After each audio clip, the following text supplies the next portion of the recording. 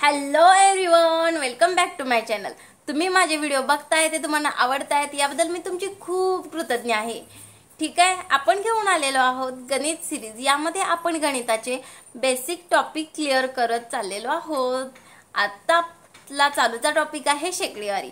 त्यामध्ये मागचा व्हिडिओ तुम्हाला समजला का? तो तुम्हाला पूर्ण क्लिअर आउट झालेला असेल तर तुम्ही ते मला कमेंट्स मध्ये नक्की सांगा।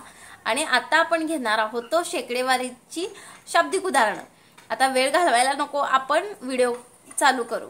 ठीक आहे, या शाब्दिक उदाहरणामध्ये जर तुम्हाला कोणत्या गणितामध्ये अडचण असेल, जर एखादं गणित समजलं नसेल तर ते तुम्ही मला कमेंट्स मध्ये नक्की सांगा। कारण शाब्दिक उदाहरणं मोस्ट ऑफ आपल्या बॅक नॉलेजवर पण डिपेंड असू शकतात। म्हणजे एखादी गणितीय क्रिया म्हणा किंवा दशांश अपूर्णांक म्हणा, याचा कुठेतरी काहीतरी संबंध असतो। त्यामुळे जर एखादं गणित नसेल समजलं तर ते मला सांगा, मी स्पेशली त्या गणिताचा व्हिडिओ करून टाकू शकते। ओके, चला तर मग चालू करूया। चला तर मग चालू करूयात शेकडेवारीची शाब्दिक उदाहरणे। फर्स्ट, एका कंपनीमध्ये 180 कामगार आहेत, त्यामधील 108 महिला आहेत, तर शेकडा किती कामगार पुरुष असतील? बघा हा, कामगार पूर्ण कामगार म्हणजे कसं असणार आहे, तर महिला अधिक पुरुष दोघे मिळून टोटल कामगारांची संख्या। ठीक आहे, आता या सूत्रात किमती घालून बघू। कामगार किती आहेत? 180 बरोबर। महिला किती आहेत? 108। ओके, आणि पुरुषांची संख्या दिलेली नाहीये म्हणून आपण x मानू। ठीक आहे, म्हणजे पुरुषांची संख्या किती आली? तर 180 वजा 108 म्हणजे किती? तर 72। 72 ही पुरुषांची संख्या आली। आपल्याला काय करायचं आहे, तर शेकडा किती पुरुष आहेत असं काढायचं आहे। ठीक आहे, मग आपण असं करू शकतो, 180 म्हणजे टोटल कामगारांची संख्येचे किती टक्के बरोबर पुरुष। हा, म्हणजे 180 म्हणजे पूर्ण टोटल कामगार आणि 72 म्हणजे त्या पुरुषांची संख्या, म्हणजे आपल्याला शेकडा काढायचा आहे। मग आपण अशा प्रकारे सूत्र तयार करू शकतो। ठीक आहे, अशा प्रकारे आपण आता x ची किंमत काढू। x बरोबर 72 गुणिले इकडं आता 180 अंशामध्ये, म्हणजे इकडे गेल्यावर काय होणार? छेदामध्ये जाणार, आणि 100 इथं छेदामध्ये आहे, मग या बाजूला गेल्यावर काय होणार? अंशामध्ये जाणार। ठीक आहे, आता बघा, 0 ला 0 गेले, 18 एके 18, 18 चौक 72, 4 गुणिले 10 40, म्हणजे शेकडा 40 पुरुष असतील। शेकडा 40 किंवा 40% पुरुष असतील। अशा पद्धतीनं हे सिंपल उदाहरण आपण सोडवू शकतो। ठीक आहे, आता नेक्स्ट, एका वर्गामध्ये मुलांची संख्या ही मुलींच्या संख्येपेक्षा जास्त आहे आणि ती एकूण पटाच्या 12% जास्त आहे, तर मुली व मुले किती असतील? बघा, प्रश्न अजून एकदा वाचा। एका वर्गामध्ये मुलांची संख्या ही मुलींच्या संख्येपेक्षा जास्त आहे आणि ती किती जास्त आहे? तर 12% जास्त आहे। ठीक आहे, मग तर मुली आणि मुलींची संख्या आपल्याला काढायला सांगितलंय। मग आपण इथं समजा, बघा लक्ष द्या व्यवस्थित, समजा मुलांची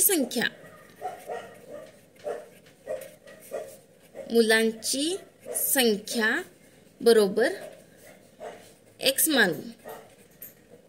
हा, आणि मुलींची संख्या बरोबर y मानू। आता आपल्याला मजकूर काय दिलेला आहे? मजकूर काय दिलेला आहे, तर मुलांची संख्या जास्त आहे, ठीक आहे, मुलींच्या संख्येपेक्षा। हा, म्हणजे हे आपण हे समीकरणामध्ये कसं लिहू शकतो, तर बघा, मुलांची संख्या किती जास्त आहे, किती जास्त आहे, तर x वजा y, x काय आहे, मुलांची संख्या जास्त आहे मुलींच्या संख्येपेक्षा. ठीक आहे, म्हणजे किती जास्त आहे तर x वजा y असं जास्त आहे. ठीक आहे, पुढे बघा. पण आपल्याला अजून एक मजकूर काय दिलेला आहे, एकूण पटाच्या 12% जास्त आहे अशी माहिती दिली आहे. काय, एकूण पटाच्या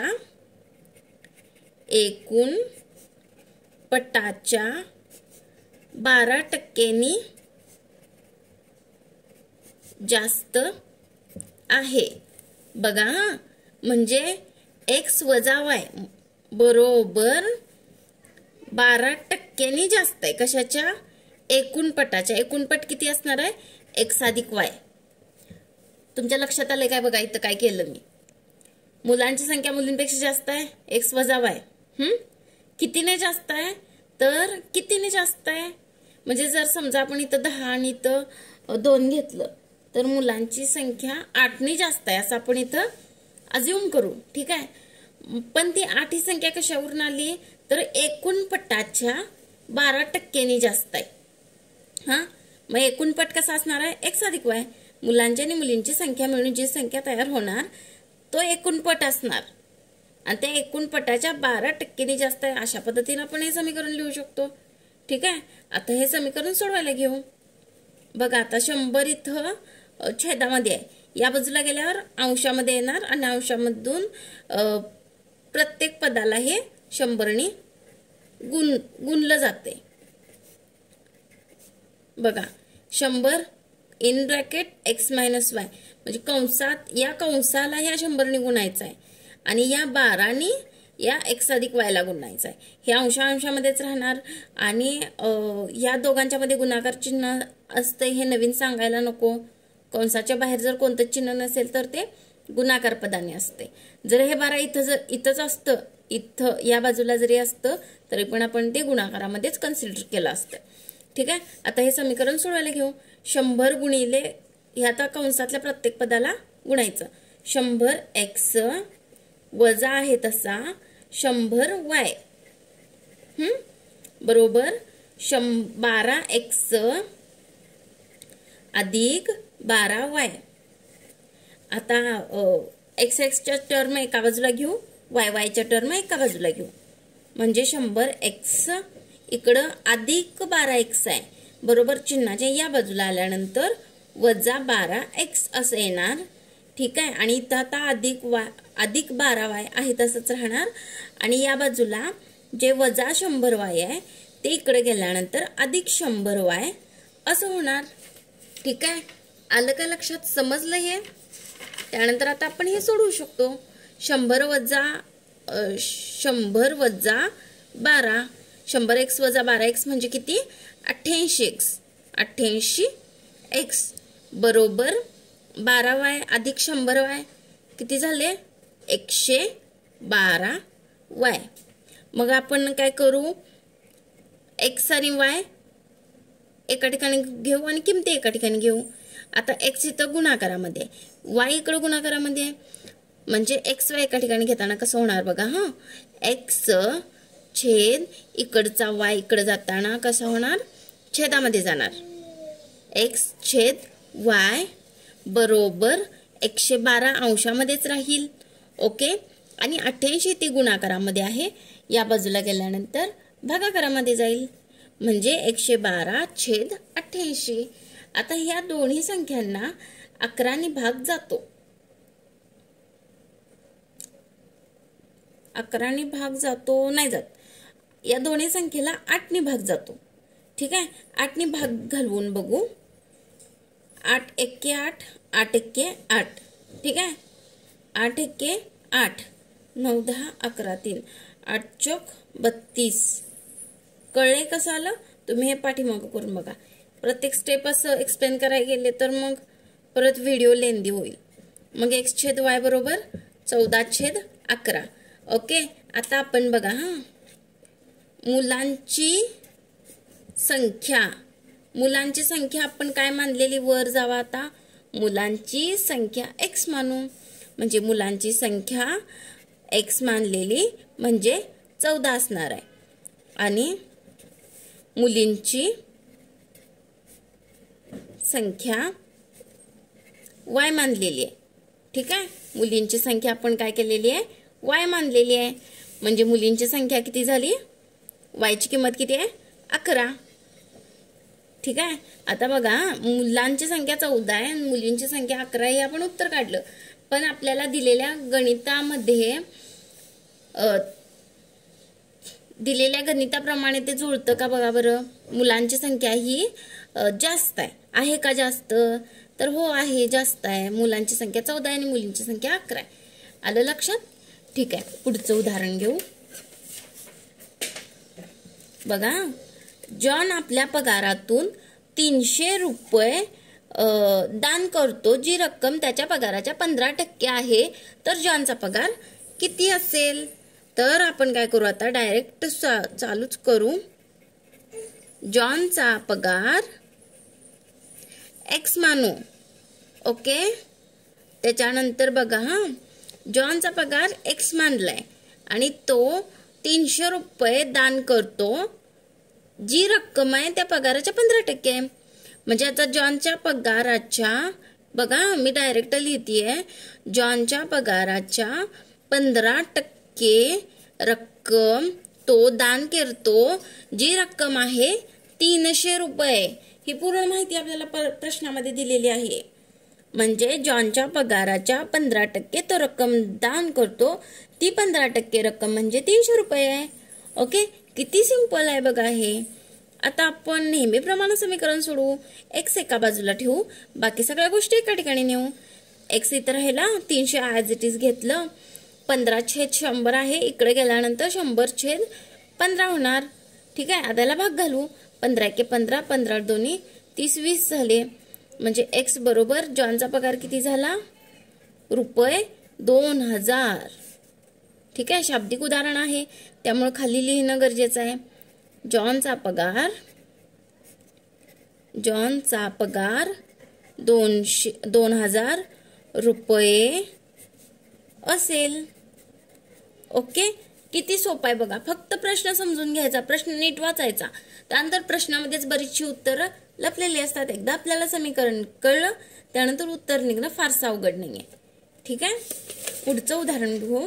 एका बास्केटमध्ये 50 अंडी होती, त्यातील 8 अंडी फुटली, तर बास्केटमध्ये किती अंडी राहिली. ठीक आहे, मग बघा पूर्ण माहिती पहिला लिहून घेऊ.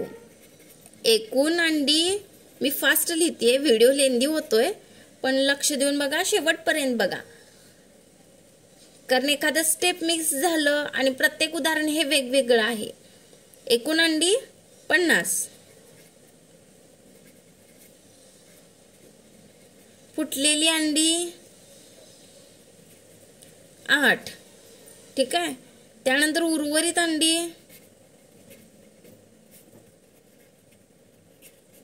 50 वजा 8 म्हणजे 42 अंडी बास्केटमध्ये आहेत. मग आपल्याला काय करायचंय, बास्केटमध्ये किती टक्के अंडी राहिलेली असं सांगायचं. पाठीमागच्या उदाहरणासारखंच आहे. एकूण अंडी 50 आहेत, त्यानंतर किती टक्के, म्हणजे तिथं आपण x मानू शकतो, किती टक्के अंडी राहिलीत.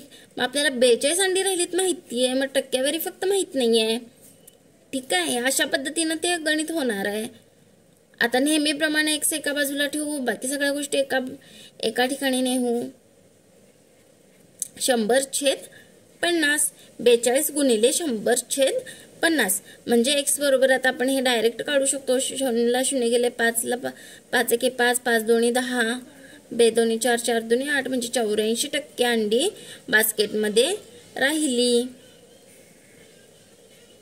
म्हणजे आता शाब्दिक उदाहरण आहे, खाली लिहू. बास्केटमध्ये 84% अंडी राहिली. ओके, किती सुंदर सोपं उदाहरण आहे, पण पटकन आपल्याला मार्क्स देऊन जाण्यासारखा विषय असतोय बघा. ठीक आहे. चला तर मग पुढचं उदाहरण आपण घेऊ. कोणता अपूर्णांक 4/5% बरोबरीचा असेल? बघा हा, इतकं सोपं आहे हे तर. कोणता अपूर्णांक एक्स अपूर्णांक. किती सोपं आहे, किती आपल्याला सपोर्ट करतो हा एक्स. काही नाही कळलं की एक्स लिहायचं, पूर्ण गणित लिहूनच काढायचं, आपोआप उत्तर मिळते. कोणता अपूर्णांक? तर एक्स अपूर्णांक. एक्स अपूर्णांक काय करतो तर आपल्याला प्रश्नात काय दिले? 4/5% बरोबरीचा आहे. मग हे व्यवस्थित लिहायचं, फक्त लिहायचं, उत्तर निघते. बघा मी लिहिते 4/5. ओके. आता मजा बघा, टक्केच्या बरोबरीचा आहे. मग टक्के म्हणजे काय? 1/100. किती सिंपल आहे बघा हे. आता हे काढणं फारसं अवघड नाही आहे. झालं आपलं उदाहरण. 4 एके 4, 25 चोक 100, 25 आले. 25 5 100. ठीक आहे. म्हणजे 1/5 गुणिले 1/25 असं आहे ते. म्हणजे x बरोबर 1/25 5 100, 125. म्हणजे x ची किंमत किती आली? 1/125. म्हणजे कोणता अपूर्णांक x च्या बरोबरीचा आहे? तर x 1/125 हा अपूर्णांक 4/5% बरोबरीचा आहे. ठीक आहे. अजून एक तुम्हाला सांगते, जर तुम्हाला ऑब्जेक्टिव्ह टाइप्स जर क्वेश्चन्स असतील, ठीक आहे, तर त्याच्यामध्ये जर हा ऑप्शन नसेल, 1/25 हा ऑप्शन जर नसेल, तर ह्याच्या पट्टीतला सगळे उत्तर हे 4/5च्या पट्टीतील असतील. पट म्हणजे काय? तर एखाद्या संख्येला जर अंशाने गुणलं किंवा भागलं आणि त्याच संख्येने छेदातल्या संख्येला गुणलं किंवा भागलं तर तो अपूर्णांक बरोबरीचाच असतो. म्हणजे आता इथं जर मी 2नी गुणलं, हा बे 2, ठीक आहे, आणि 25 गुणिले 2 जर केलं तर किती येणार? 250. तर 250 हा सुद्धा अपूर्णांक 4/5% बरोबरीचा असणार. ओके. कसा झाला व्हिडिओ? सगळे उदाहरणं समजले असतील, आय होप समजले असतील. आणि जर नसतील समजले तर ते मला कॉमेंट्समध्ये नक्की सांगा. जर एखादं उदाहरण नसेल समजलं तर ते सुद्धा सांगा, आपण त्याच्यावर सेपरेट व्हिडिओ करू. आणि एखाद्या गणितीय क्रिया किंवा दशांश अपूर्णांकामधला घोळ वगैरे काय होत असेल तर तेही सांगा, आपण त्याच्यावर सुद्धा काम करू. तुम्ही माझा व्हिडिओ इथपर्यंत बघत आला आहात त्यासाठी मी तुमची खूप कृतज्ञ आहे. आणि please like share subscribe my channel. Thank you.